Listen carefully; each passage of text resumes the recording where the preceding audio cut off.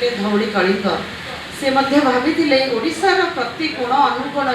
उत्सव मुखरित हो एमती से कोणार्क आरंभ करते निमापड़ा करते विभिन्न डिस्ट्रिक्ट रे मध्य से करते धौली कलिंग एक अन्यतम उत्सव जहाँ से परिकल्पना करते परे सरकार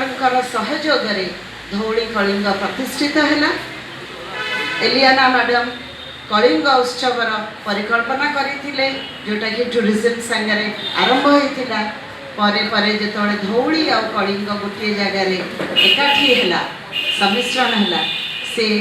एतिकी पथ अतिक्रांत करी 21 वर्ष रे पहुँची किंतु आपण मानकर जो साहाय्य आपण मानकर जो सहयोगर हाथ एटा बलिष्ठ होगापाई बहुत आमको साहाय्य करछि सेतिपय मैं अंतररू आपनको साधुवाद जणाउछु धन्यवाद जणाउछु।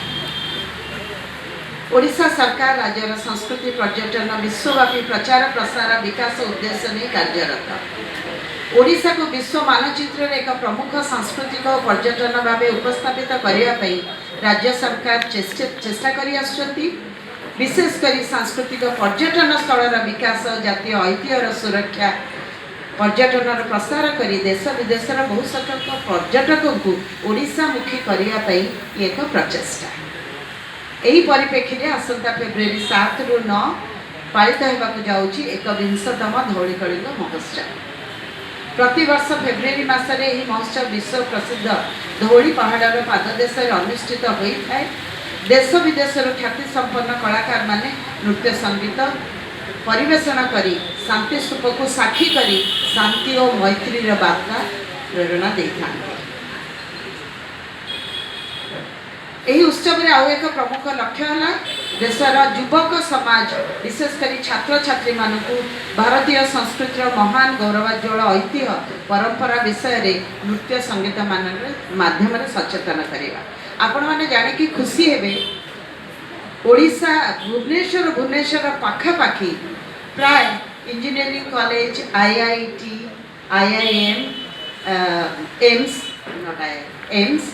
आउ सिलिकॉन सेंचुरियन आउ कीट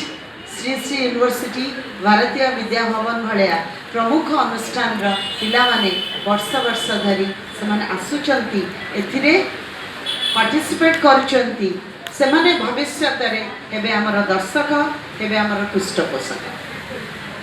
प्रति वर्ष परी चलित वर्ष मध्य ओडिशा डांस एकेडमी तरफ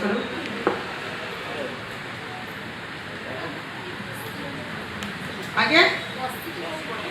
बेटर हम आगु कही था